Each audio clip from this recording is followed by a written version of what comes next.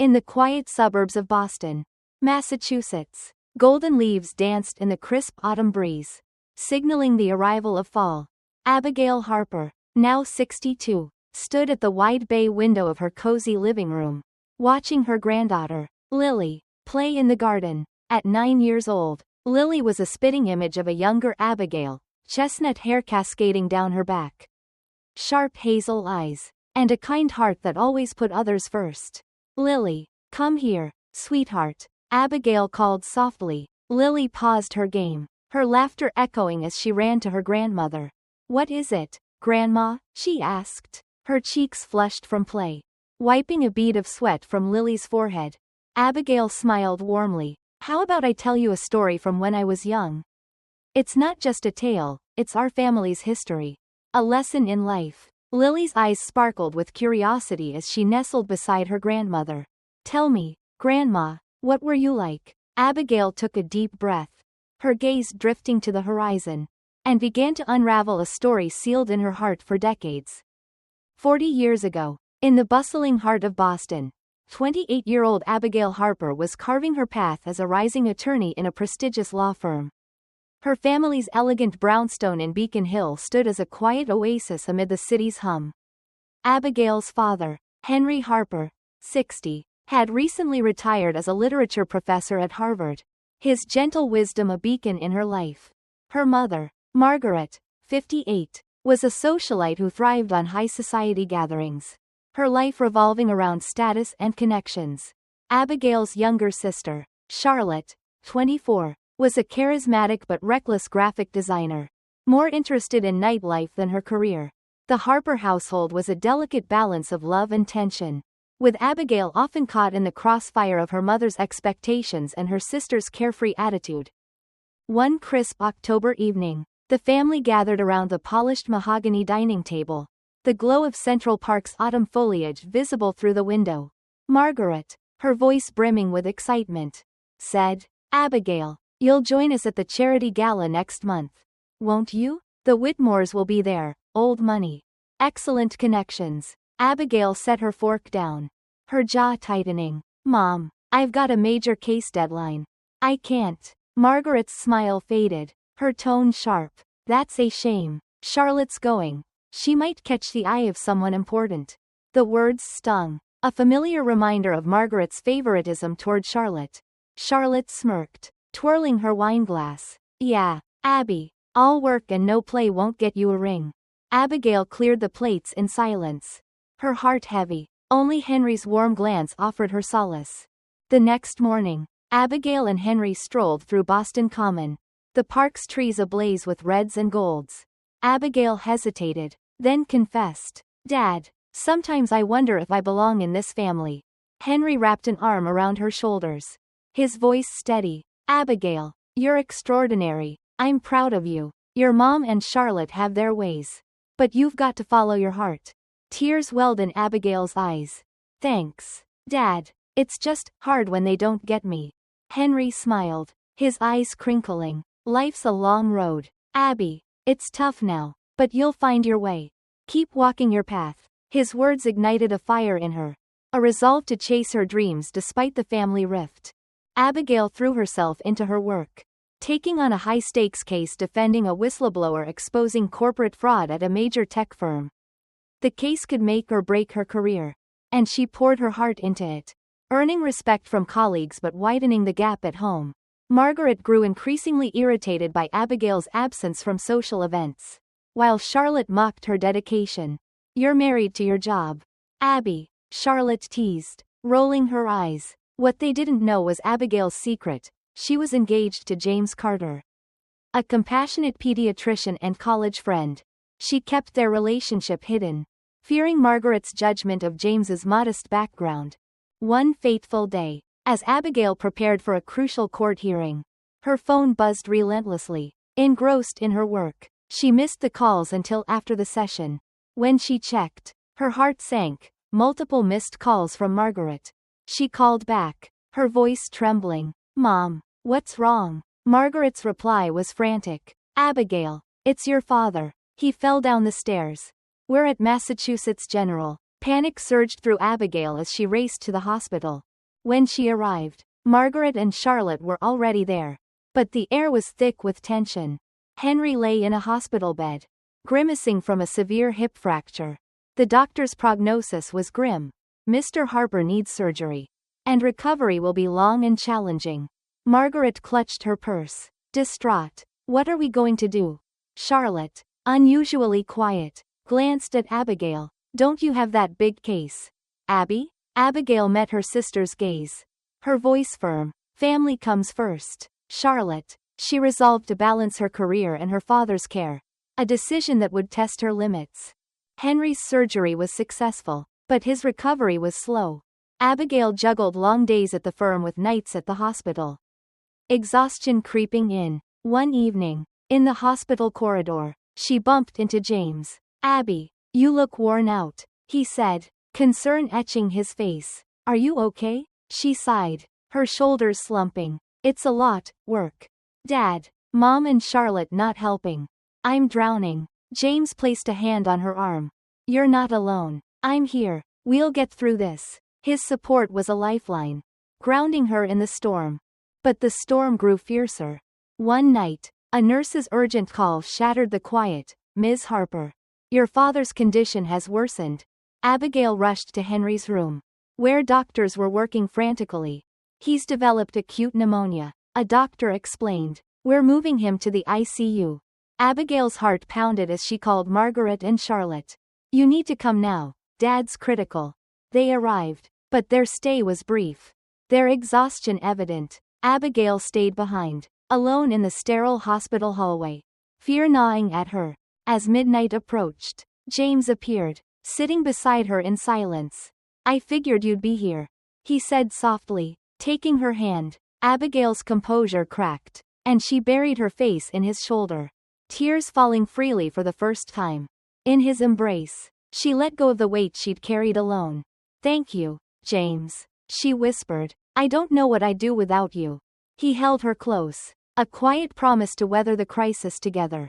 At dawn, the doctor brought cautious hope. Henry's condition had stabilized, though he remained critical. As sunlight filtered through the hospital window, Abigail whispered a vow. Dad, please hold on. I need you. She clung to the hope of family.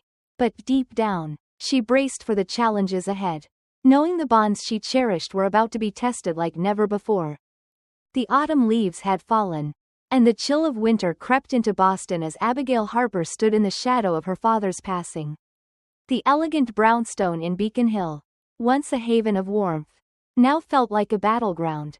At 28, Abigail was at a crossroads, her heart torn between grief and the sting of betrayal. Her father, Henry Harper, had been her rock, his wisdom guiding her through the storms of family discord.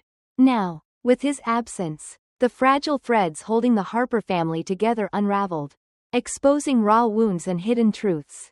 As Abigail faced the fallout of her father's legacy, she would discover the cost of standing her ground, and the faint hope of healing wounds she thought would never mend. Henry's funeral was a somber affair, held in a historic Boston chapel under a sky heavy with gray clouds. Former students and colleagues filled the pews, their voices soft as they shared stories of Henry's passion for literature and his quiet kindness. Abigail, as the chief mourner, stood tall despite her grief, her voice steady as she spoke. My father loved his work and his family. His teachings will live on in our hearts. But her mother, Margaret, and sister, Charlotte, seemed out of place, their eyes darting to their phones, their whispers cutting through the solemn air. Abigail's heart ached at their detachment. But she clung to Henry's words. If there's a chance for reconciliation, cherish it. Family is irreplaceable. After the service, when the guests had departed, Margaret and Charlotte cornered Abigail in the chapel's quiet anteroom. Margaret's face was cold, her voice sharp. Abigail, about your father's estate. She paused, exchanging a glance with Charlotte, who smirked. Charlotte and I will inherit everything. Abigail froze, her breath catching. What? Charlotte thrust a document into her hands, her tone smug. It's all in the will. Look. Abigail's fingers trembled as she scanned the paper. The words were clear. All of Henry's assets, savings, Investments, even the family brownstone, were to go to Margaret and Charlotte. But something caught her eye, the signature. It was shaky, unlike Henry's precise, familiar scrawl. This isn't Dad's handwriting, Abigail said, her voice low but firm.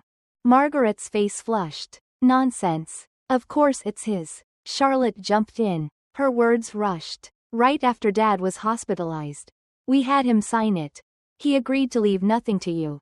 Abigail's blood ran cold. Dad would never do that, she said, her voice steady despite the anger rising within her. He loved us all equally. Margaret's eyes narrowed. Don't you dare question us. Abigail, you've been acting superior, playing the dutiful daughter. But Dad chose us. Charlotte's laugh was cruel. Yeah, Abby, you're not getting a dime. Stop scrambling for scraps. The words cut deep, slicing through years of unspoken hurts. Abigail remembered Henry's gentle advice to forgive.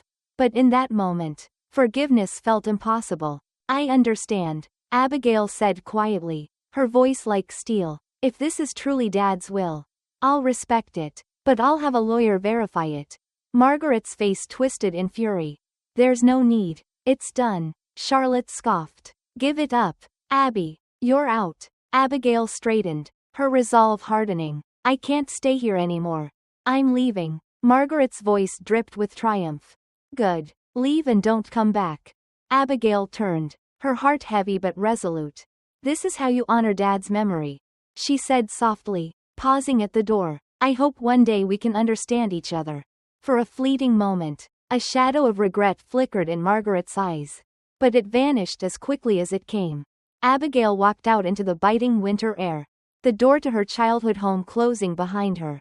A week later, Abigail settled into James Carter's modest apartment in Cambridge, a sanctuary from the chaos she'd left behind. James, her fiancé, was her anchor, his steady presence a balm to her wounds. You're not alone, Abby, he said, his hand warm on her shoulder. We'll build a new life together. Tears stung her eyes as she whispered. Thank you, James. I don't know where I'd be without you. But the peace was short-lived. Her phone rang, the screen flashing Margaret's name. Bracing herself, Abigail answered. Abigail, where's the money from your father's account? Margaret's voice was shrill, accusing. It's nearly gone. Abigail's heart sank, but she kept her tone even. Mom, Dad used it for my wedding and our new home. He knew about James and wanted to support us. Margaret gasped, her voice trembling. Then the inheritance, it's nothing? Charlotte's voice cut in, panicked. Abby, you're joking, right? I quit my job thinking we'd live off Dad's money. Abigail's patience snapped. You need to take responsibility for your choices, she said coldly. Margaret's tone turned pleading. Abigail, please help us. We've booked a trip to the Bahamas. We can't cancel it. Abigail laughed bitterly. You planned a vacation right after Dad's funeral? You weren't mourning him at all. Margaret's sobs crackled through the phone. We're sorry, Abigail. Please, help us. Abigail took a deep breath. Henry's words echoing in her mind. Dad thought of you until the end, she said quietly. But I have no obligation to fix your mistakes. She hung up, her heart heavy but resolute.